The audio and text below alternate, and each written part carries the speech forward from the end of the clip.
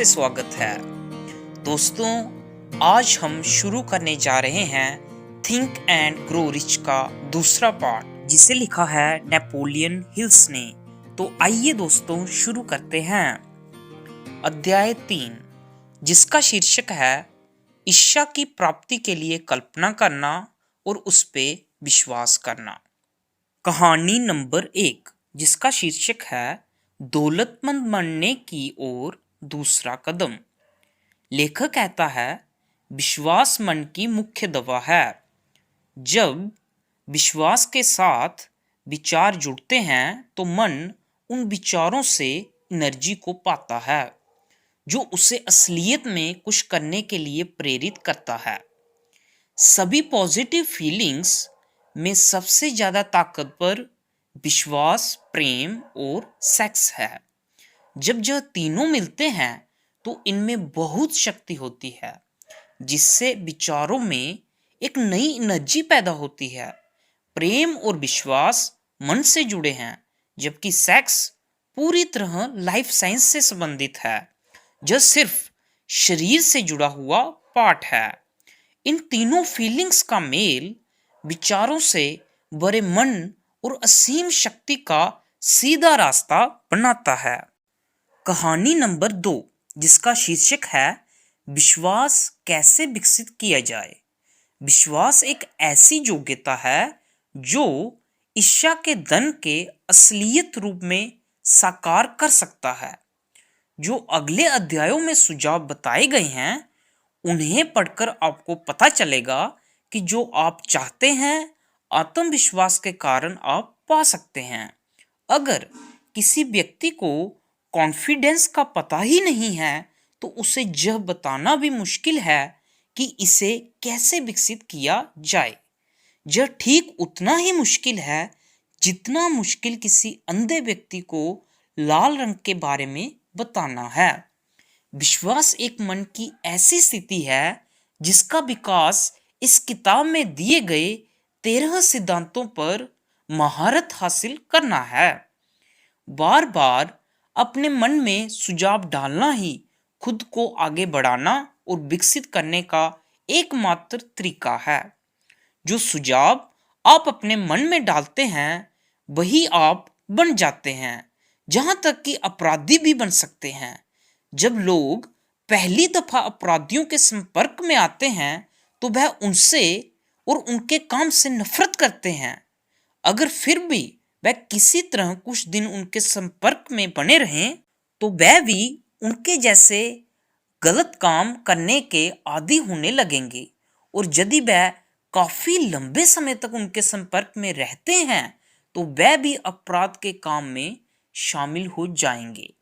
अगर इस बात को इस तरह कहें कि अगर हम विचार को लगातार सोचते हैं तो हमारा मन उसे स्वीकार कर लेता है और इस पर काम करने लगता है। वह सभी विचार जिससे फीलिंग्स जुड़ जाती है और विश्वास बढ़ जाता है, तो वह विचार खुद को असलियत में तब्दील कर देते हैं।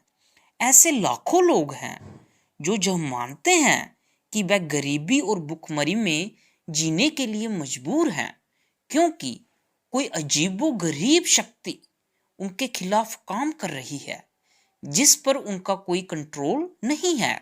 इस नेगेटिव विश्वास के कारण वह अपने खराब भाग्य के निर्माता खुद हैं, क्योंकि उनका मन उनके इस नेगेटिव विश्वास को पकड़ लेता है और इसे असलियत में तब्दील कर लेता है और वो सदैव गरीब रहते हैं।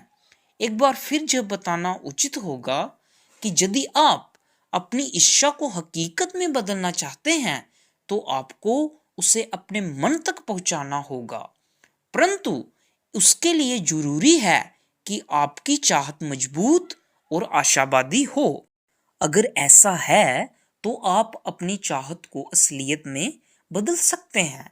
आपका विश्वास ही वह दवा है जो आपके मन के काम को निर्धारित करता है। आत्म सुझाव के द्वारा अपने मन को धोखा देने से आपको कोई नहीं रोक रहा है। यही जिस तरह मैंने अपने बेटे के मन को धोखा दिया था। इस धोखे को और भी मजबूत बनाने के लिए इस तरह व्यवहार करें जैसे आपके पास पहले से ही वो वस्तु मौजूद है जिसकी आप इच्छा कर रहे हैं। इस किताब में अभी तक इतना कहा जा चुका है जिसकी मदद से आप उस शुरुआती पॉइंट पर पहुंच सकते हैं जहां से प्रयोग और अभ्यास से आप अपने मन को दिए जाने वाले किसी भी आदेश को असलियत में बदल सकते हैं। आपके लिए जो बहुत जरूरी है कि आप पॉजिटिव फीलिंग्स को ही अपने मन में एक शक्ति के रूप में डालें। काफी लंबे समय विभिन्न धर्मों के लोग मानवता को जो संदेश देते रहे कि उन्हें इस या उस धार्मिक सिद्धांत में विश्वास करना चाहिए, परंतु वह लोगों को यह बताने में विफल रहे कि विश्वास को किस तरह से पैदा किया जाए। उन्होंने यह नहीं बताया कि विश्वास एक मानसिक अवस्था है जिसे खुद के द्वारा ही विकसित किया जाता है। इस किताब में जो सिद्धांत ऐसी भाषा में बताए जाएंगे जो एक आम आदमी को भी समझ जा सके, जिसके द्वारा विश्वास विकसित किया जा सके। अपने आप पर विश्वास रखें और परम पिता पर विश्वास रखें। एक बार हम शुरू करें, आपको जो फिर से याद दिलाना जरूरी है कि विश्वास वह शक्ति है जो हमारे विचारों को जीवन शक्ति और कार्य करने की क्षमता प्रदान करता है। पिछला वाक्य पढ़ने लायक है, आप इसे कई बार पढ़ सकते हैं। जोर से पढ़ें तो बेहतर रहेगा। विश्वास धन कमाने का शुरुआती बिंदु है। विश्वास एक चमत्कार तथा रहस्य के जैसा है। यह साइंस के नियमों से स्पष्ट नहीं किया जा सकता। विश्वास कामयाबी का एक इकलौता इलाज है। विश्वास वह दवा है जिसे अगर प्रार्थना के साथ मिला दें तो इंसान असीम शक्ति को पा सकता है। विश्वास इकलौता माध्यम है जिसके द्वारा इंसान उस असीम शक्ति का प्रयोग कर सकता है। आइए हम अपने ध्यान को आत्म सुझाव के विषय पर कंसंट्रेट करें और पता लगाएं कि आत्म सुझाव यानी सेल्फ सुजेशन क्या है और यह क्या हासिल करने में सक्षम है। जब फैक्ट तो सभी जानते हैं कि जब आदमी अपने आप से जो बात बार बार दोहराता है तो आखिरकार वह उस बात पर विश्वास करने लगता है, चाहे वो बात सही हो या गलत। हर कोई आदमी बार बार किसी झूठ को दोहराता रहे तो आखिरकार वह उस झूठ को सच मान लेता है। यही नहीं, वह विश्वास करने लगेगा कि यही सच है। इंसान वही बन जाता है जिस तरह के विचारों को वह अपने मन में हावी होने देता है। जिन विचारों को इंसान अपने मन में जगह देता है, जिनके प्रति वह सहानुभूति रखता है और जिन्हें वह अपनी फीलिंग्स के साथ जोड़ता है, वह विचार प्रेरक शक्तियां बन जाते हैं जो उसकी हर गतिविधि, हर काम को कंट्रोल करते हैं। कहानी नंबर 3, जिसका शीर्षक है आइए अब एक बहुत ही महत्वपूर्ण सच्ची बात। लेखक कहता है जब विचार फीलिंग से साथ मिल जाते हैं तो वह एक मैग्नेटिक पावर बन जाते हैं जो अपने जैसे या अपने से जुड़े दूसरे विचारों को भी इनवाइट करते हैं। फीलिंग से जुड़ जाने वाले इन विचारों की तुलना हम उस बीज से कर सकते हैं जो उपजाऊ जमीन पर बोए जाने पर अंकुरित होता है, उगता है और कई गुना और अधिक हो जाता है। मानव के मन में जिस तरह के विचार हों वह उसी तरह की हवा को आकर्षित करता है। इंसान के मन में कोई भी विचार, योजना या लक्ष्य अपने रिश्तेदारों को इनवाइट और अट्रैक्ट करता है और इन रिश्तेदारों के जुड़ने के बाद वह विचार या लक्ष्य और भी शक्तिशाली बन जाता है और विचारों की शक्ति तब तक बढ़ती रहती है जब तक कि वह उस व्यक्ति के मन के मालिक नहीं बन जाते जिसके मन में वह निवास करते हैं। अगर हम शुरुआती बिंदु पर फिर से चलें और जो जानने कि किस तरह किसी विचार, योजना या लक्ष्य का मूल बीज मन में बोया जाता है, यह जानकारी आसानी से दी जा सकती है कि किसी भी विचार, योजना या लक्ष्य को बार बार दोहराए जाने पर इसे मन में रखा जा सकता है। इसलिए आपसे कहा गया है कि आप अपने प्रमुख लक्ष्य को लिख लें, इसे याद कर लें और इसे जोर से हर दिन पढ़ें जब तक कि यह आपके मन तक नहीं पहुंच जाता। गलत, दुर्भाग्यशाली माहौल को के प्रभाव को हटाने का वादा करें और अपने जीवन को सही पटरी पर ले आएं। अपनी दिमागी दौलत का हिसाब लगाएं और आप पाएंगे कि आपकी सबसे बड़ी कमजोरी है आत्मविश्वास यानी सेल्फ कॉन्फिडेंस की कमी। आत्म सुझाव यानी सेल्फ सुजेशंस के प्रिंसिपल की मदद से किसी भी कमी या अड़चन को दूर कर सकते हैं और अपने संकोच को साहस में बदल सकते हैं। इस प्रिंसिपल का उपयोग पॉजिटिव विचारों के द्वारा ही किया जा सकता है। आपको सिर्फ इतना करना है कि आप इन पॉजिटिव थॉट्स को लिख लें, याद कर लें और बार बार पढ़ें ताकि ये आपके मन का हिस्सा बन जाएं। कहानी नंबर 4, जिसका शीर्षक है आत्मविश्वास का फार्मूला। लेखक कहता है, पहला फार्मूला है, मैं जानता हूं कि मुझ में जीवन के लक्ष्य को हासिल करने की योग्यता है, इसलिए मैं खुद से जो उम्मीद रखता हूं कि मैं इसे हासिल करने के लिए लगातार पूरी लगन से काम करूंगा और मैं जहां पर अभी वादा करता हूं कि मैं इसी तरह से अपना काम करूंगा। दूसरा फार्मूला है, मुझे एहसास है कि मेरे मन के स्ट्रॉन्ग थॉट्स अपने आप को असलियत में तब्दील कर लेंगे, इसलिए मैं अपने थॉट्स को हर दिन 30 मिनट तक इस बात पर कंसंट्रेट करूंगा कि मैं जिस तरह का इंसान बनने के बारे में सोच रहा हूं, ताकि मेरे मन में इसका एक क्लियर तस्वीर बन जाए। तीसरा फार्मूला है, मैं जानता हूं कि सेल्फ सुजेशंस के प्रिंसिपल के प्रयोग के द्वारा मैं किसी इच्छा को अपने मन में निरंतर बनाए रखूंगा और वह इच्छा प्रैक्टिकल तरीके से अपने आप को असलियत में बदल लेगी और मुझे वह हासिल हो जाएगा जिसका मैंने लक्ष्य बनाया होगा। इसलिए मैं हर दिन अपने 10 मिनट इस काम में दूंगा कि मैं आत्मविश्वास यानी सेल्फ कॉन्फिडेंस का विकास कर सकूं। चौथा फार्मूला, मैंने स्पष्ट रूप से जीवन में अपने प्रमुख लक्ष्य का वर्णन लिख दिया है और मैं कोशिश करना कभी नहीं छोड़ूंगा जब तक कि मुझे इसे हासिल करने का पूरा आत्मविश्वास विकसित ना हो जाए। पांचवा फार्मूला, मुझे पूरी तरह एहसास है कि कोई भी संपत्ति या पद तब तक लंबे समय तक नहीं बना रह सकता जब तक कि वह सत्य और न्याय पर आधारित न हो। इसलिए मैं किसी भी ऐसी गतिविधि में शामिल नहीं होऊंगा जिसमें अन्याय और असत्य का साथ हो या उसका फायदा हो। मैं अच्छी शक्तियों को अपनी तरफ आकर्षित करके सफलता पाऊंगा जिनका मैं प्रयोग करना चाहता हूं और मैं दूसरे लोगों के सहयोग के द्वारा सफलता पाऊंगा।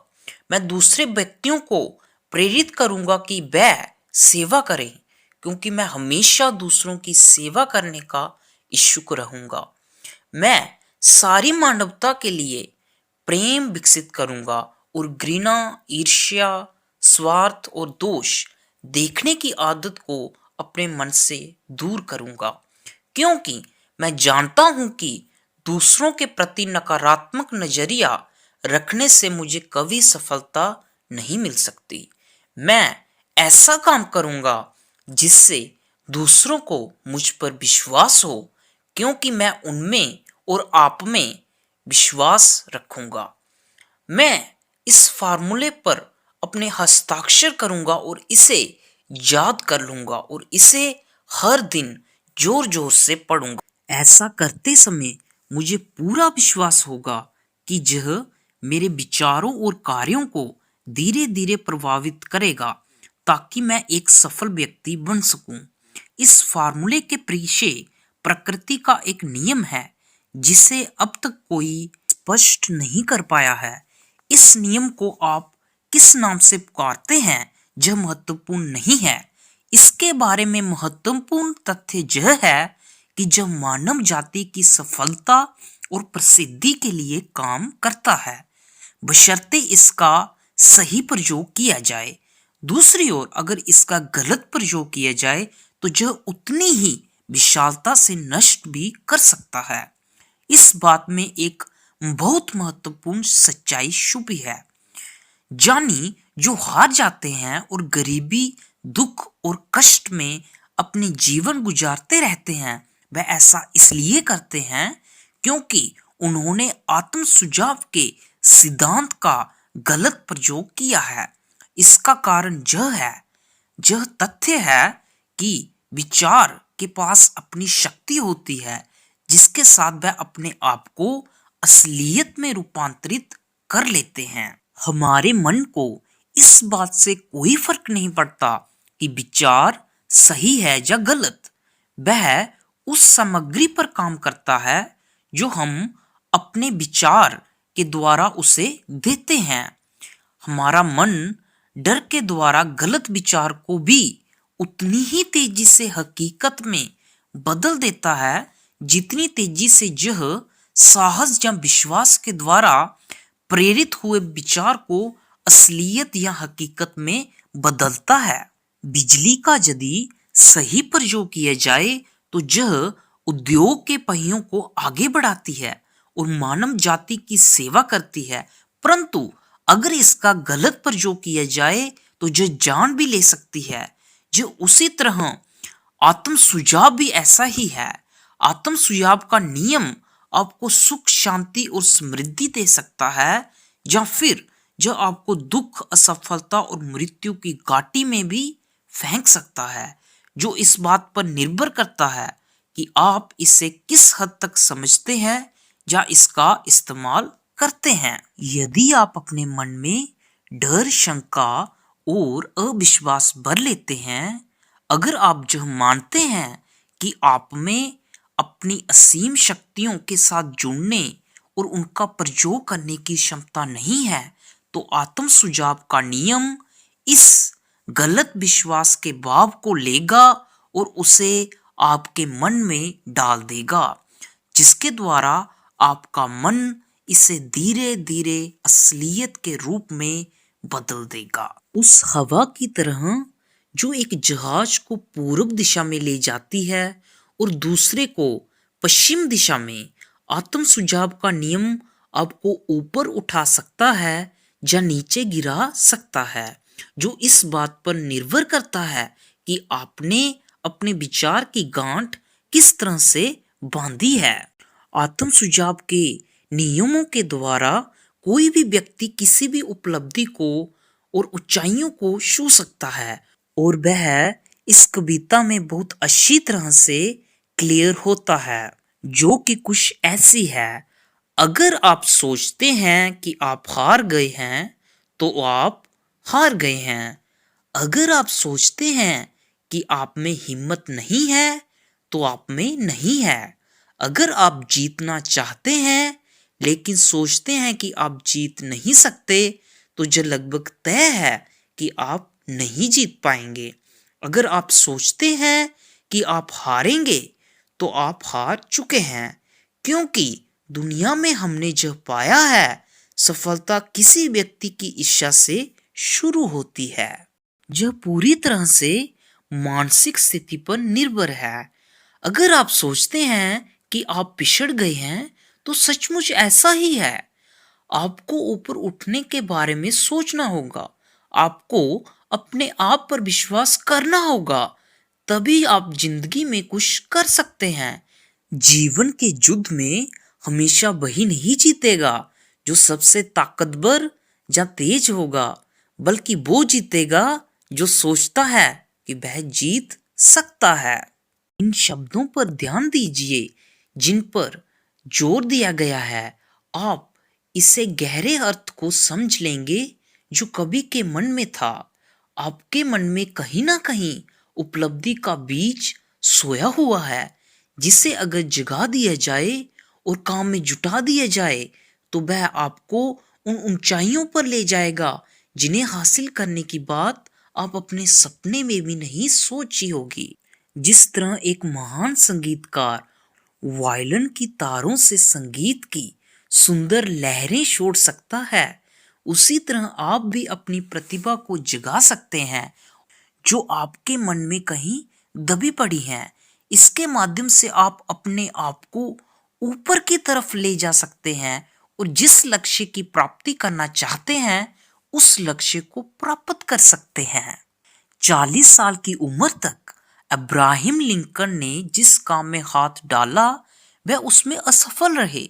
वह किसी गुमनाम जगह से आए हुए गुमनाम आदमी ही थे, जब तक कि उनके जीवन में एक महान अनुभव नहीं आया और उस अनुभव ने उनके दिलो दिमाग में सोई हुई उनकी प्रतिभा को नहीं जगाया।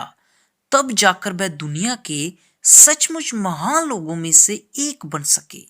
यह अनुभव दुख और प्रेम के फीलिंग से जुड़ा हुआ था।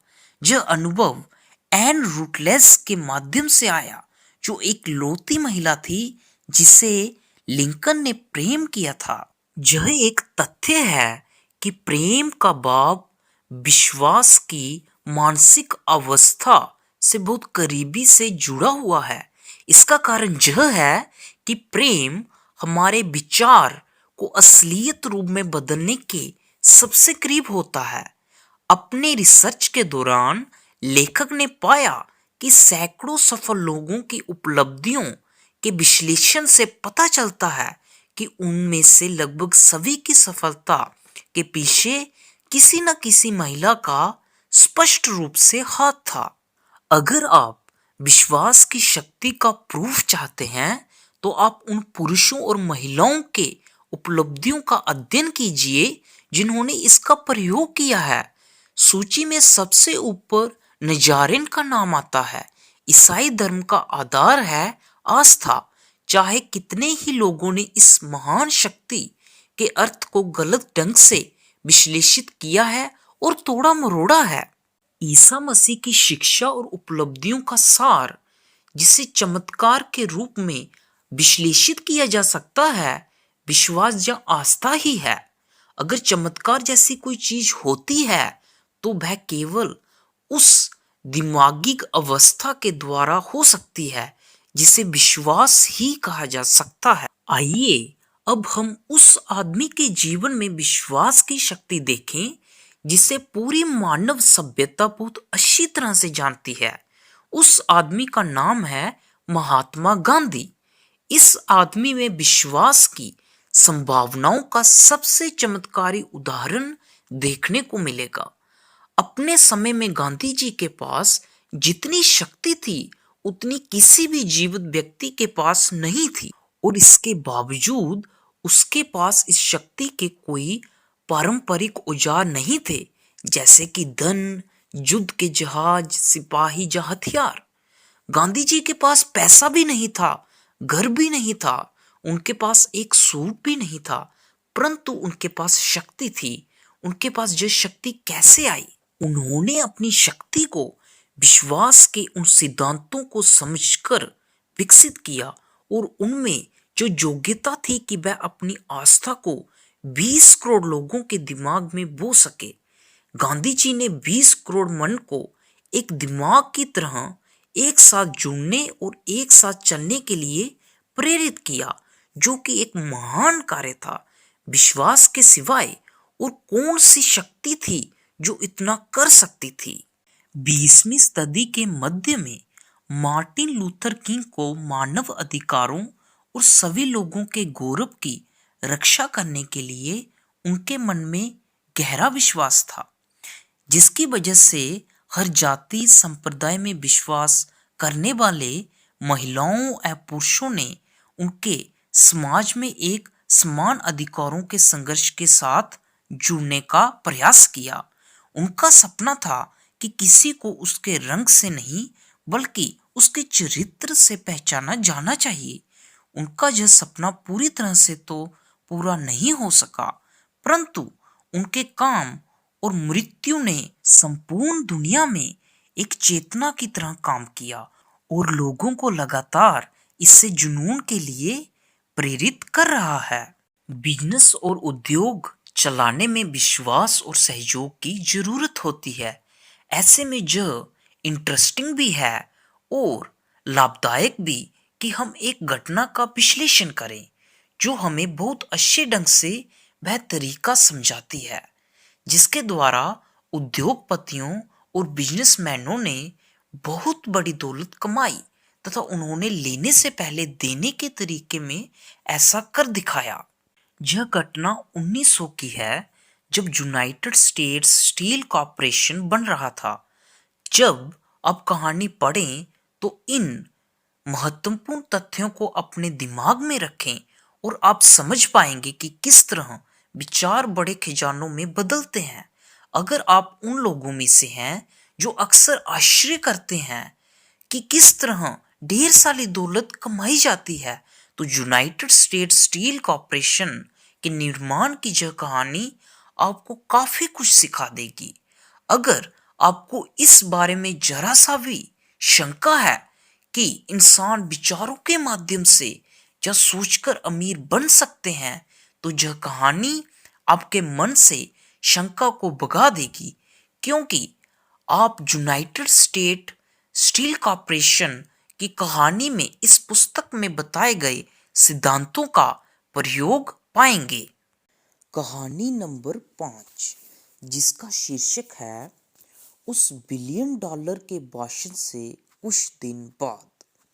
लेखक कहता है, 12 दिसंबर 1990 की शाम को देश के लगभग 80 अमीर दिग्गज फिफ्थ एवेन्यू के यूनिवर्सिटी क्लब के समारोह के लिए हॉल में इकट्ठे हुए थे।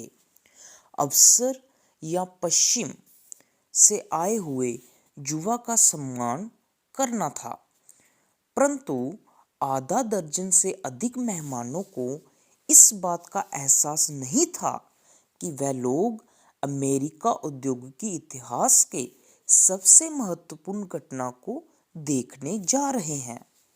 एडमंड सिमंस और चार्ल्स स्टीवर्ट स्मिथ के दिल खुशी और सत्कार से भरे थे, क्योंकि जब वह हाल ही में पीटर्सबर्ग गए थे तो चार्ल्स एम शवाब ने उदारतापूर्वक मेहमान नवाजी की थी और उनका बहुत अच्छी तरह से अतिथि सत्कार किया था।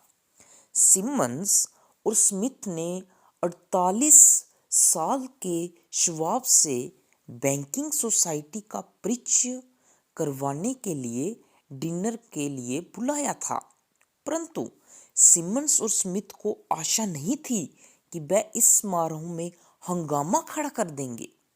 उन्होंने उन्हें चेतावनी भी दी थी कि न्यूयॉर्क के लोग भाषण की कला को पसंद नहीं करते हैं और ना ही करेंगे और उनसे प्रभावित नहीं होंगे, और यदि वे स्टील्समैन, हैरी मे और वोल्डर विट जैसे अतिथियों को बोर नहीं करना चाहते तो चार्ल्स एम शवाब के लिए बेहतर होगा कि वह अपने भाषण को 15 या 20 मिनट तक ही सीमित रखें और फिर अपनी बात को खत्म कर दें। जॉन मॉर्गन अपने उच्च पद के कारण शवाब की राइट साइड बैठे हुए थे। वह भी इस फंक्शन में कुछ ही देर ठहरने वाले थे, और जहां तक प्रेस और जनता का सवाल था, पूरा मामला इतना कम महत्वपूर्ण था कि अगले दिन इस फंक्शन का जिक्र किसी भी अखबार में नहीं छपा। दोनों मेजबानों और मुख्य अतिथियों ने अच्छी तरह से डिनर किया। बीच में बहुत कम चर्चा हुई और जितनी हुई वह भी तनाव के माहौल में हुई। बहुत कम बैंकर और ब्रोकर शवाब से मिले थे। उसे कोई भी अतिथि ठीक से नहीं जानता था, परंतु शाम खत्म होने से पहले उन सभी के पैरों तले जमीन खिसक गई और बिलियन डॉलर के यूनाइटेड स्टील कॉरपोरेशन का बीज बोया गया। इतिहास के लिहाज से जो दुर्भाग्यपूर्ण है कि उस डिनर में चार्ल्स एम शवाब के दिए हुए भाषण का कोई भी रिकॉर्ड नहीं है। शायद यह घरेलू भाषण होगा जिसमें ग्रामर की कई गलतियां होंगी। इसके अलावा उसमें एक प्रबल शक्ति थी जिसका उन 5 बिलियन डॉलर के लगभग की संपत्ति वाले मेहमानों पर बहुत बड़ा प्रभाव पड़ा था। जब यह 90 मिनट का भाषण खत्म हुआ और जब मेहमान इसके जादू के कारण अभी भी खोए हुए थे, चार्ल्स एम शवाब मॉर्गन को एक खिड़की के पास अलग ले गए, जहां चौखट पर बैठकर और पैरों को नीचे लटकाकर उन्होंने 1 घंटे तक चर्चा की। शवाब के व्यक्तित्व का जादू पूरी तरह से काम कर रहा था, परंतु इससे भी अधिक महत्वपूर्ण था वह पूरा प्रोग्राम जो उन्होंने स्टील के विस्तार के लिए प्रस्तुत किया था। कई और लोगों ने मॉर्गन का इंटरेस्ट जगाने की कोशिश की थी कि वह स्टील के लिए भी उसी तरह का ट्रस्ट बनाए जिस तरह बिस्कुट, वायर, रबर, बिस्की तेल या च्युइंगम के लिए बना रखा है। जॉन डब्ल्यू गेट्स नाम के गैम्बलर ने भी इसका प्रस्ताव रखा था, परंतु मॉर्गन को उस पर भरोसा नहीं था। बिल और जिम मूर जो शिकागो में स्टॉक और एक मैच ट्रस्ट और क्रैकर कॉर्पोरेशन बना चुके थे, उन्होंने भी इसका प्रस्ताव रखा था, लेकिन वह भी असफल हुए थे। उनके वकील एल्वर्ड एच गैरी भी यही चाहते थे, परंतु वह इतने बड़े नहीं थे कि उनकी बातों का मॉर्गन पर प्रभाव पड़े। सिर्फ एम शवाब की बातें ही जेपी मॉर्गन को ऊंचाइयों तक ले जा सकती थी, जहां से वह यह देख पाए कि इस साहसिक काम के कितने जबरदस्त परिणाम निकलेंगे। हालांकि आसानी से पैसा कमाने वाले लोगों की नज़र में यह विचार एक पागलपन से भरा हुआ एक सपना ही था। आर्थिक शक्ति का दौर एक पीढ़ी पहले ही शुरू हुआ था और इसने स्टील जगत में हजारों छोटी और कई मामलों में बिना क्षमता से चलाई जा रही कंपनियों को बड़े कंपटीशन से खत्म कर दिया था। अध्याय नंबर 4, जिसका शीर्षक है आत्म सुझाव। कहानी नंबर 1, मन को प्रभावित करने का एक माध्यम। लेखक लिखता है, हमारी पांचों ज्ञान इंद्रियों के द्वारा मन में जो उत्तेजनाएं या संकेत पहुंचते हैं, जिनके द्वारा हम खुद को कंट्रोल करते हैं, उसे ही आत्म सुझाव कहते हैं। दूसरे शब्दों में यह भी कह सकते हैं कि आत्म सुझाव खुद को सुझाव देना होता है। यह सबकॉन्शियस और कॉन्शियस मन के बीच संचार एजेंसी का काम करता है। आत्म सुझाव के द्वारा हम जिन विचारों को हम अपने कॉन्शियस मन में ठहरने की परमिशन देते हैं, वह विचार हमारे सबकॉन्शियस मन में पहुंच जाते हैं। कोई भी विचार भले ही पॉजिटिव हो या फिर नेगेटिव, बिना आत्म सुझाव के हमारे सबकॉन्शियस मन में नहीं पहुंच सकता। ब्रह्मांड से कोई भी विचार जो पांचों ज्ञान इंद्रियों के द्वारा हमारे कॉन्शियस मन में पहुंचता है, तो हमारा कॉन्शियस मन अपने अनुभव द्वारा उसे रोक सकता है या फिर सबकॉन्शियस मन में पास कर सकता है। हमारा कॉन्शियस मन विचारों को सबकॉन्शियस मन में पहुंचाते समय एक गार्ड का काम निभाता है, जो उन विचारों को सबकॉन्शियस मन में जाने से रोक भी सकता है और नहीं भी। प्रकृति ने हमें ऐसा बनाया हुआ है कि हमारा अपने विचारों पर संपूर्ण कंट्रोल होता है। हम जिस विचार को चाहें उसे सबकॉन्शियस मन में पहुंचने दें या फिर चाहे तो रोक लें। इसका यह मतलब नहीं कि हम लोग हमेशा इस शक्ति का प्रयोग करते हैं। ज़्यादातर हम इसका प्रयोग नहीं करते।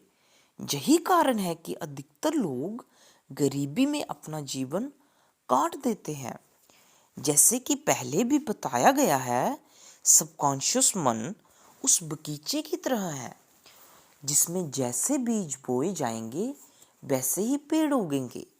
आत्म सुझाव वह कंट्रोलिंग एजेंसी है जिसके द्वारा आप इस फलदार सबकॉन्शियस मन में अच्छे या फिर घातक विचारों को पहुंचा सकते हैं। इससे पहले कि आप आगे बढ़ें, फिर से अध्याय 2 में जाइए और उन कदमों को मन लगाकर फिर से पढ़िए। फिर अध्याय 7 में उन 4 निर्देशों को पढ़ें जिसमें मास्टरमाइंड ग्रुप के संगठन के बारे में बताया गया है। इन दोनों तरह के निर्देशों की तुलना करने पर आप पाएंगे कि कहीं ना कहीं इन सुझावों में आत्म सुझाव के सिद्धांतों को अमल में लाने के लिए निर्देश दिए गए हैं। याद रखें, अपनी लिखी हुई इच्छा के कथन को जोर जोर से पढ़ें और इसे पढ़ने से कोई फर्क नहीं पड़ता जब तक कि उन शब्दों में भावनाएं यानी कि फीलिंग्स का मिश्रण न हो। अगर आप लाखों बार इस सूत्र को बिना किसी भावना के पढ़ते हैं, जो है कि दिन प्रतिदिन हर तरीके से मैं बेहतर हो रहा हूँ, तब शायद वो रिजल्ट नहीं मिल पाएंगे। आपका सबकॉन्शियस मन उन विचारों पर काम करता है जिनमें भावनाएं मिल जाती हैं। यह इतना महत्वपूर्ण फैक्ट है कि इसमें हर अध्याय में दोहराया जाना चाहिए। इस समझ की कमी के कारण ही ज़्यादातर लोग आत्म सुझाव के सिद्धांतों को अमल में लाने का प्रयास करते हैं, पर उन्हें इच्छा अनुसार परिणाम नहीं मिलते। सामान्य फीलिंग्स के बिना शब्द सबकॉन्शियस मन को प्रभावित नहीं कर सकते। जब तक विश्वास और भावनाएं से बड़े विचार या शब्द सबकॉन्शियस मन तक नहीं पहुंचते, तब तक हमें इच्छा अनुसार परिणाम नहीं मिलते। पहली बार ऐसा करने की कोशिश और उन विचारों में भावना मिश्रित न कर पाए तो निराश मत होइएगा। याद रखिएगा, ऐसा कोई भी नियम नहीं है जो बिना किसी मूल्य को चुकाए आपको परिणाम दे सके। सबकॉन्शियस मन को प्रभावित करने की काबिलियत हासिल करने के लिए आपको उसका मूल्य चुकाना पड़ेगा। इस योग्यता को हासिल करने का मूल्य इन नियमों को ढंग से अमल में लाना है। इससे कम मूल्य चुकाए बिना आप हासिल नहीं कर सकते। सिर्फ आप ही हैं जो यह निर्णय ले सकते हैं कि आप जो मूल्य चुका रहे हैं वह धन को हासिल करने के लिए उचित है या नहीं। आत्म सुझाव को अमल में लाने की आपकी काबिलियत इस बात पर निर्भर करती है कि आप अपनी चाहत पर कितनी मजबूती से फोकस रखते हैं। अध्याय 2 में दिए गए 6 नियमों को अमल में लाना आरंभ करने के लिए यह आवश्यक है कि आप फोकस रखने के सिद्धांतों का प्रयोग करें। इस पुस्तक में आपको फोकस यानी एकाग्रता को प्रयोग में लाने के लिए सुझाव दिए गए हैं। अब आप उन 6 नियमों में से पहले नियम जो है कि अपने मन में एक निश्चित धनराशि सोच लें पर गौर करेंगे तो पाएंगे कि इस नियम किसी निश्चित धनराशि पर अपने विचारों को फोकस करने के लिए कहा गया है। आंखें बंद करके उस निश्चित धनराशि पर कम से कम हर रोज ध्यान लगाना है और तब तक लगाना है जब तक वह धनराशि असलियत रूप में आपके पास न आ जाए। जब हर रोज विश्वास के साथ ऐसा करेंगे जैसे कि अध्याय में बताया गया है, तो आप खुद को धन अर्जित करने की स्थिति में पाएंगे। सबकॉन्शियस मन उन निर्देशों को स्वीकार करता है या उन पर काम करता है जो पूरे विश्वास के साथ दिए जाते हैं। इन आदेशों को बार बार दोहराया जाता है, तभी सबकॉन्शियस मन उन आदेशों पर पालन करता है। आप इस बात पर विश्वास करें कि आप अपने सबकॉन्शियस मन के साथ धोखा कर रहे हैं और इसे विश्वास दिला रहे हैं, क्योंकि आपको विश्वास है कि जिस धनराशि की आप कल्पना कर रहे हैं आप उसे पाकर रहेंगे। फिर जो आपके सबकॉन्शियस मन का काम है कि वह आपको उस धनराशि को पाने के लिए सही और उपयुक्त रास्ते सुझाए। किसी भी निश्चित योजना या स्ट्रैटेजी का इंतजार न करें जिसके द्वारा आप अपनी इच्छित धनराशि प्राप्त करना चाहते हैं, बल्कि तत्काल एक्शन लेते हुए अपने आप को उस धनराशि के स्वामी के रूप में देखने लगें और इस दौरान जो मांग करें, जब विश्वास रखें कि आपका सबकॉन्शियस मन आपको वह योजनाएं या स्ट्रैटेजी सुझाएगा जिसकी आपको ज़रूरत है। इन योजनाओं के बारे में सतर्क रहें और जब वह सामने प्रकट हों तो तत्काल कार्य करना शुरू कर दें। 6 कदमों में से चौथे कदम में आपको जो निर्देश दिया गया है कि आप अपनी इच्छा को हकीकत में बदलने के लिए एक निश्चित योजना बनाएं और तुरंत इस योजना को काम के रूप में बदलना शुरू कर दें। जब इच्छा के द्वारा धन कमाने की योजनाएं बनाएं तो तर्क यानी फैक्ट पर विश्वास न करें।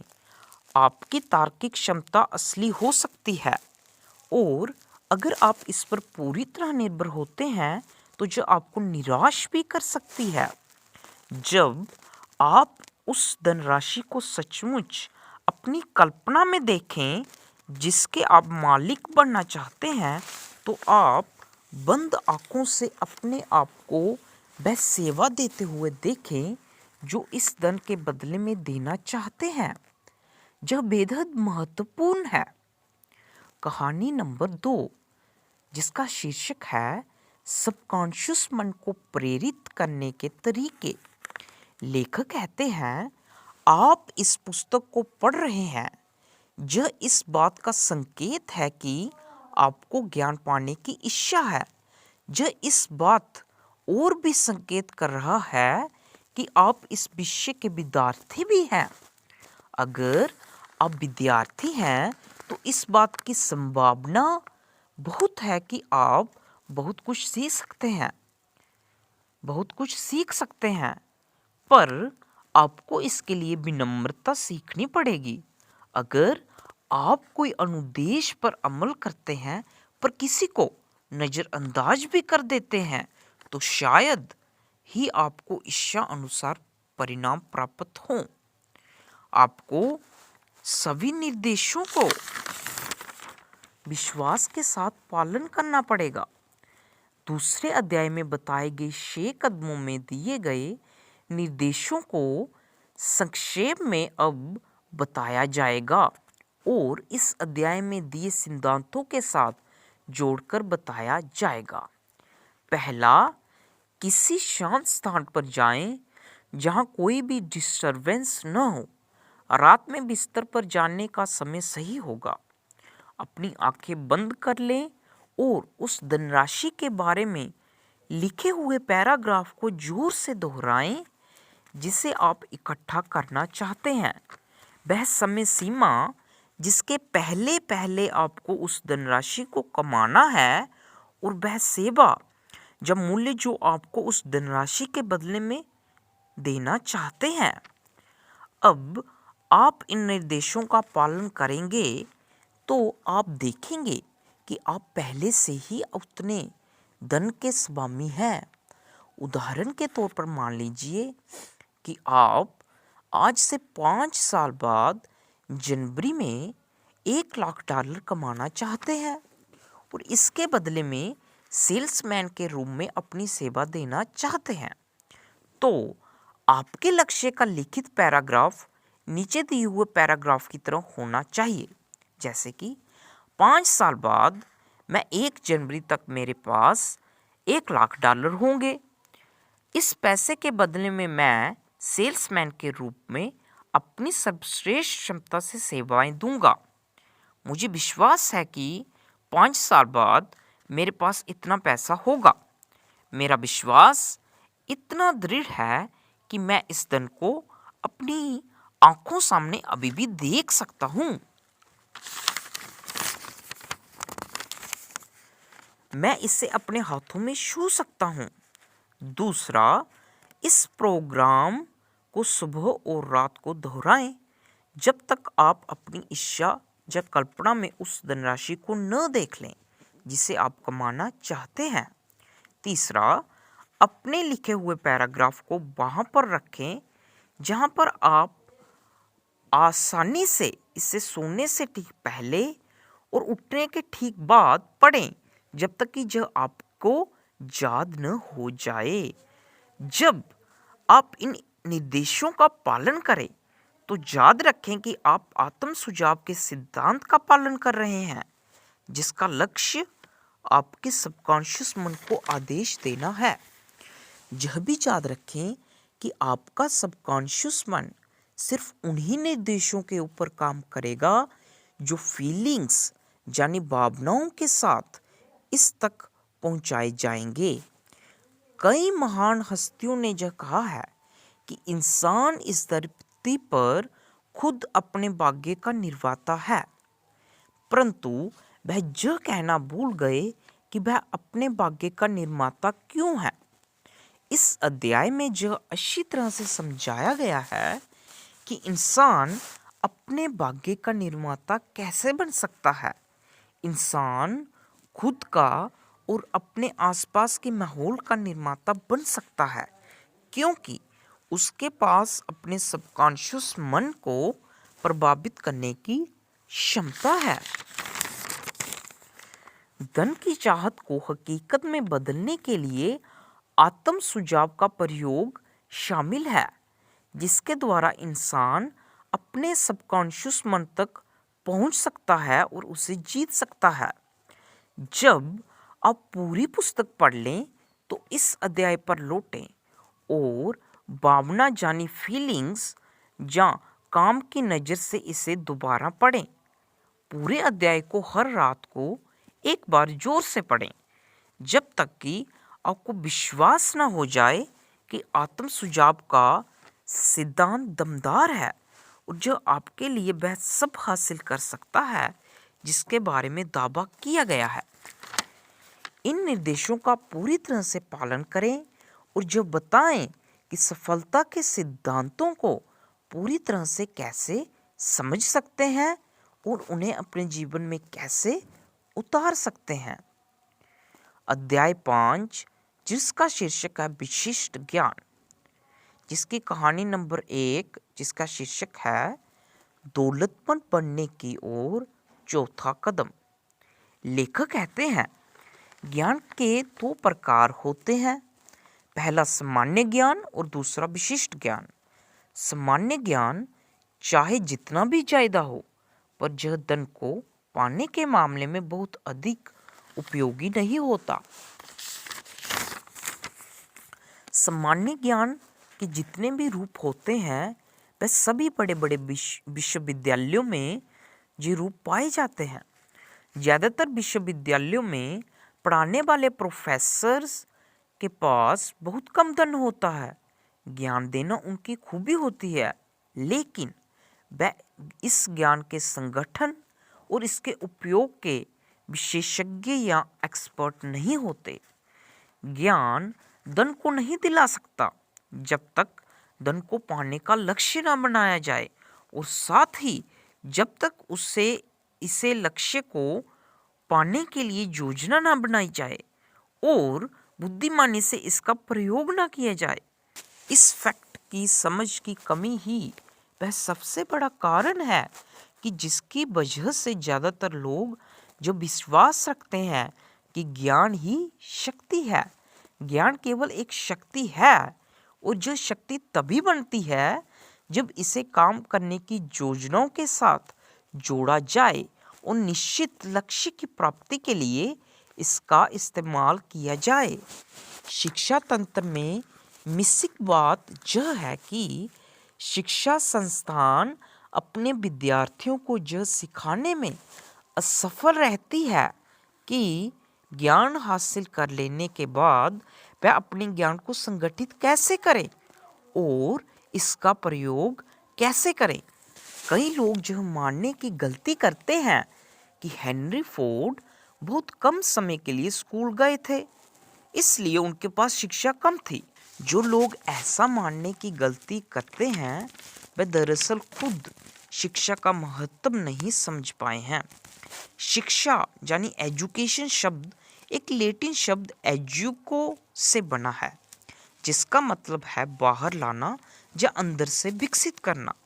यह जरूरी नहीं है कि वही इंसान शिक्षित है जिसके पास सामान्य या विशिष्ट ज्ञान की मात्रा ज़्यादा है, बल्कि शिक्षित आदमी वह है जिसने अपने मन को इस तरह विकसित कर लिया है कि वह जो चाहता है उसे हासिल कर सकता है, और इस काम में वह किसी दूसरे को कष्ट नहीं पहुंचाता। प्रथम विश्व युद्ध के दौरान शिकागो के एक अखबार ने कुछ संपादकीय यानी एडिटोरियल्स छापे, जिसमें अन्य बातों के बजाय इस बात का जिक्र भी था हेनरी फोर्ड एक अज्ञानी अमनपसंद इंसान है। हेनरी फोर्ड ने उस अखबार पर आपत्ति जताते हुए उसके खिलाफ मुकदमा दायर कर दिया।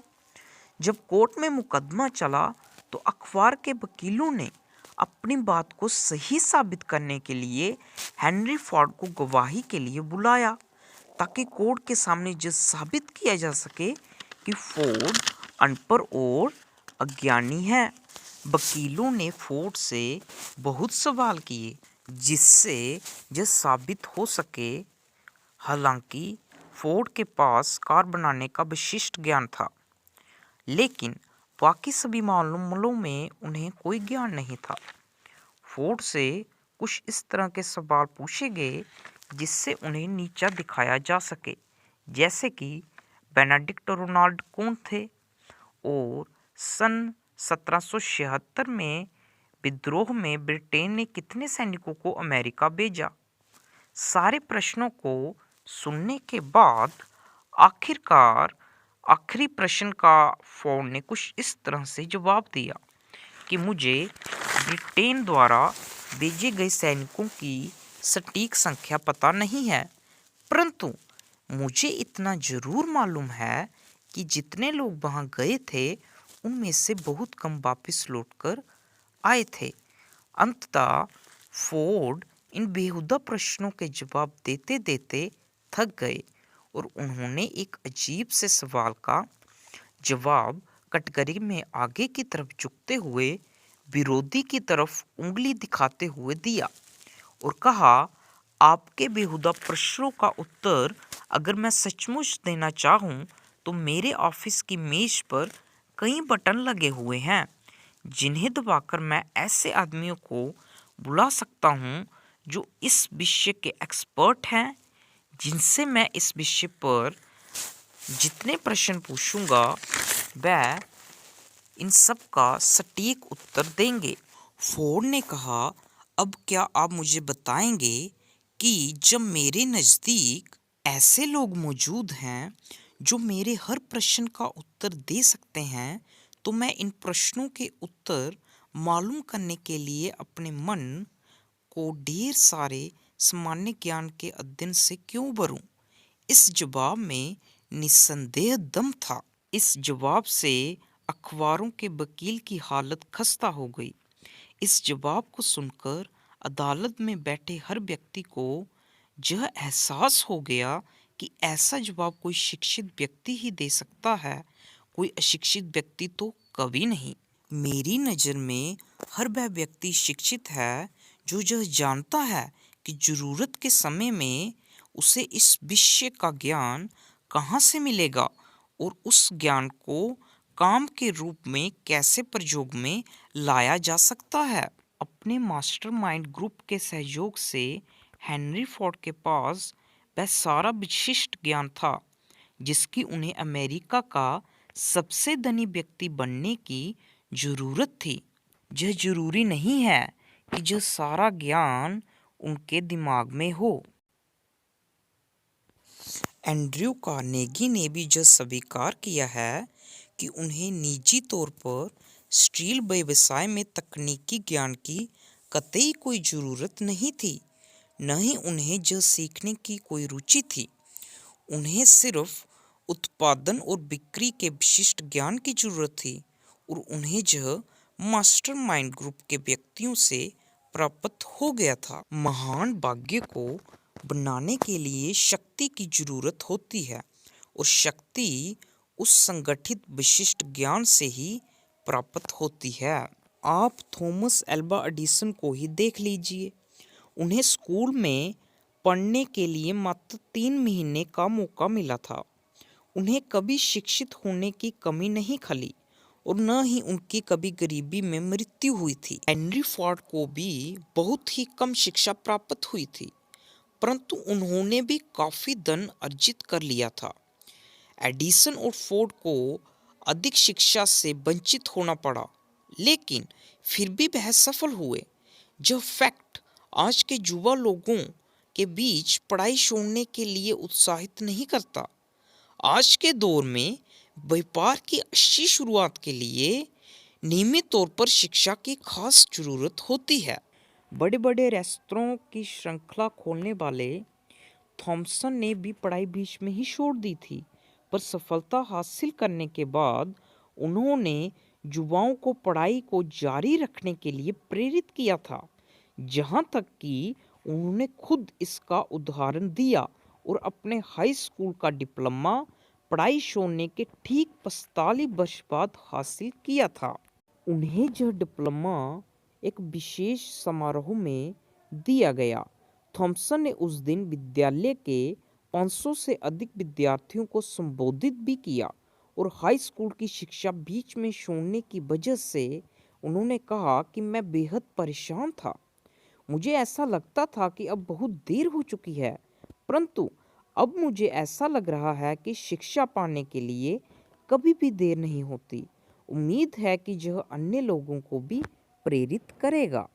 डिप्लोमा हासिल करने की प्रेरणा उन्हें तब मिली जब वह अपनी जीवनी द डेव्स वे को प्रमोट करने के लिए देश के अलग अलग भागों में कार्यक्रमों में शामिल होते थे। कई शहरों में वह हाई स्कूल के पास पत्रकारों से मिलते थे और बच्चों को अधिक से अधिक शिक्षा प्राप्त करने के लिए प्रेरित भी करते थे। एक बार उन्होंने बताया कि हाई स्कूल के बारे में बात करने वाले पत्रकार बड़े चालाक थे। वह अक्सर मुझसे पूछते थे, जब आप जो कहते हैं कि शिक्षा बहुत ज़रूरी है, फिर आप अपनी पढ़ाई बीच में ही क्यों छोड़ दी? आपकी करनी और कतनी में इतना फ़र्क क्यों है? सच बताऊं, तब मेरे पास उनको बताने के लिए कोई जवाब नहीं होता था। इसलिए मैंने निर्णय लिया कि मैं हाई स्कूल का डिप्लोमा लेकर ही दम लूँगा और एक प्रेरणा बनूँगा। अब थॉमस का उद्देश्य लोगों को शिक्षा जारी रखने के लिए बढ़ावा देना है, जिन्होंने किसी कारण बीच में ही पढ़ाई छोड़ दी, क्योंकि शिक्षा हासिल करने के लिए कभी देरी नहीं होती। मैं लोगों को बताता हूँ कि अपनी उतनी पढ़ाई कर लें जितनी वह कर सकते हैं, मैंने पढ़ाई छोड़ने के 45 साल बाद डिप्लोमा हासिल किया। सच ही तो है, शिक्षा हासिल करने के लिए कभी भी देरी नहीं होती। थॉमस ने आगे जोड़ा, अब तक मेरी जिंदगी में प्राप्त की हुई उपलब्धियों में से सबसे महत्वपूर्ण उपलब्धि यही वो डिप्लोमा है। कहानी नंबर 2, जिसका शीर्षक है यह जानना जरूरी है कि ज्ञान को कैसे खरीदा जाए। लेखक कहते हैं, सबसे पहली बात तो यह है कि आप जो जान लें कि आपको किस विशिष्ट ज्ञान की ज़रूरत है। साथ ही आपको यह भी पता होना चाहिए कि आप उस ज्ञान से कौन सा लक्ष्य हासिल करना चाहते हैं। बहुत हद तक जीवन में आपका प्रमुख लक्ष्य वह लक्ष्य है जिसके लिए आप काम कर रहे हैं। यह लक्ष्य आपका तय करेगा कि आपको किस ज्ञान की आवश्यकता है। इस प्रश्न का जवाब मिल जाने के बाद आपका अगला कदम होगा कि आप यह सही जानकारी हासिल कर लें और इस ज्ञान के विश्वसनीय स्रोतों को खोजने लगें। हर क्षेत्र में सफल लोग अपने लक्ष्य, बिजनेस या प्रोफेशन से संबंधित ज्ञान हासिल करते ही रहते हैं। यह सिलसिला कभी खत्म नहीं होता। जो लोग सफल नहीं हैं वह आमतौर पर इस गलत फहमी का शिकार हो जाते हैं कि स्कूल की पढ़ाई खत्म होने के बाद सीखने का दौर समाप्त हो जाता है। सच्चाई तो यह है कि स्कूल की पढ़ाई सिर्फ विद्यार्थी को वह रास्ता भर दिखाती है जिसके द्वारा वह ज्ञान को हासिल कर सकता है। आज का युग विशिष्टता ज्ञान का युग है। कोलंबिया यूनिवर्सिटी के प्लेसमेंट डायरेक्टर रॉबर्ट पी मूर ने इस सच्चाई को एक अखबार में बताया है। कई वर्षों बाद रोजगार देने वाली कंपनियों के सलाहकारों ने बताया कि हायरिंग टीम जो कैंपस में नौकरियों के लिए छात्रों को हायर करने जाते हैं वह उन्हीं छात्रों को हायर करते हैं जिन्होंने किसी विशेष पर्टिकुलर सब्जेक्ट में पढ़ाई की होती है, जैसे कि business management, computer science, mathematics, chemistry जैसे विषयों में। वह उन्हीं छात्रों को तवज्जो या प्रेफरेंस देते हैं जिन्होंने किसी एक पर्टिकुलर सब्जेक्ट में डिग्री हासिल की होती है। ऐसा इसलिए क्योंकि उन छात्रों को बहुत जल्दी से उत्पादन में लगाया जा सकता है क्योंकि वो एक विशेष सब्जेक्ट के एक्सपर्ट होते हैं, बजाय उन विद्यार्थियों को लेने के जिन्होंने व्यापक पढ़ाई तो की है लेकिन उत्पादन के लिहाज से एक अनुपयोगी पढ़ाई की है। कई ऐसे विद्यार्थी होते हैं जिनमें बहुत योग्यता होती है पर 18 से 20 वर्ष की उम्र में वह निश्चित नहीं होते कि उन्हें किस विशेष कोर्स को चुनना है। वह किसी विशेष कोर्स को चुन ही नहीं पाते जिससे उनका करियर नहीं बन पाता। इस पुस्तक के युवाओं के लिए संदेश है कि वह किसी करियर उपयोगी कोर्स के लिए तब तक नहीं भागें जब तक कि वह इसके अवसरों और नुकसान की पूरी जानकारी नहीं हासिल कर लेते। कई यूनिवर्सिटीज़ और कॉलेज इन सभी के बारे में गाइडेंस उपलब्ध कराते हैं जिसके द्वारा विद्यार्थी अपने लिए सही निर्णय ले लेते हैं। अगर ऐसी कोई सुविधा उपलब्ध नहीं है तो विद्यार्थियों को इन क्षेत्रों के बारे में अधिक से अधिक पढ़ना चाहिए और अधिक से अधिक जानकारी लेनी चाहिए और उन लोगों से बात करनी चाहिए जो पहले से ही इस क्षेत्र में काम करते हैं। हर करियर को यूनिवर्सिटी डिग्री की ज़रूरत नहीं होती। आज के दौर में कुछ अलग तरह के ट्रेनिंग कोर्स भी उपलब्ध हैं। कई यूनिवर्सिटीज़ ने उन लोगों के ग्रेजुएशन प्रोग्राम शुरू किए हैं जिन्हें करियर उपयोगी ज्ञान की ज़रूरत है और कुछ यूनिवर्सिटीज़ ने सर्टिफिकेट प्रोग्राम भी उन लोगों के लिए चलाती हैं जिन्हें अपनी इंटेलिजेंसी यानी कौशल को उपयोगी बनाना होता है। ये कोर्स अधिकांश शाम को या फिर सप्ताह के अंत में दिए जाते हैं, जिससे नौकरी पेशा करने वाले व्यक्ति को भी शामिल किया जा सके। होम स्टडी प्रोग्राम को डिस्टेंस लर्निंग प्रोग्राम के नाम से जाना जाता है, जो पत्राचार या फिर लेटर या फिर इंटरनेट के माध्यम से उपलब्ध होते हैं। इस तरह की शिक्षा का सबसे बड़ा फायदा यह होता है कि आपके पास जब भी वक्त हो आप इसे पढ़ सकते हैं। अगर इस तरह के कोर्स सावधानी से चुने गए तो ये आपको स्पष्टीकरण और अधिक जानकारी के लिए मेल में बहुमूल्य उपयोगी शिक्षा उपलब्ध कराते हैं। इससे कोई फर्क नहीं पड़ता कि आप कहाँ से रहते हो और कहाँ के हो। अगर आपके पास खुद का अनुशासन है तो आप इन प्रोग्राम से वह ज्ञान अर्जित कर सकते हैं और उस विशिष्ट ज्ञान को अर्जित कर उस बर्बाद हुए अवसर की भरपाई कर सकते हैं जो स्कूलिंग के समय पर मुफ्त में उपलब्ध थी। होम स्टडी प्रोग्राम को खासकर उन लोगों के लिए है जो फिर स्कूल जाकर नहीं पढ़ सकते और नौकरी करते हुए अतिरिक्त विशिष्ट ज्ञान अर्जित करना चाहते हैं। आजकल लगातार बदल रही अर्थव्यवस्था के कारण यह हजारों लोगों के लिए बहुत जरूरी हो गया है कि उनके पास पैसा कमाने के अन्य साधन भी होने चाहिए। ऐसा कब समय आ जाए कि उन्हें नौकरी से हाथ गंवाना पड़े और उन्हें नई नौकरी की तलाश करनी पड़ जाए। कभी कभी कोई सामान नहीं बिक रहा होता है तो अच्छा व्यापारी उसे सामान को उस दूसरे प्रोडक्ट के साथ बेच देता है जिसकी अधिक डिमांड होती है। अगर उनकी सर्विस अपेक्षित परिणाम नहीं दे पा रही है तो उन्हें अपने प्लान में बदलाव करने की ज़रूरत होती है, जहां से उन्हें बेहतर परिणाम हासिल हो सकें। जिन लोगों ने स्कूलिंग के बाद सीखना छोड़ दिया वह लोग पूरा जीवन मध्यम वर्गीय यानी मिडिल क्लास जीवन यापन करते हैं। सफलता का द्वार लगातार सीखने के रास्ते से खुलता है। आइए एक विशिष्ट उदाहरण लेते हैं।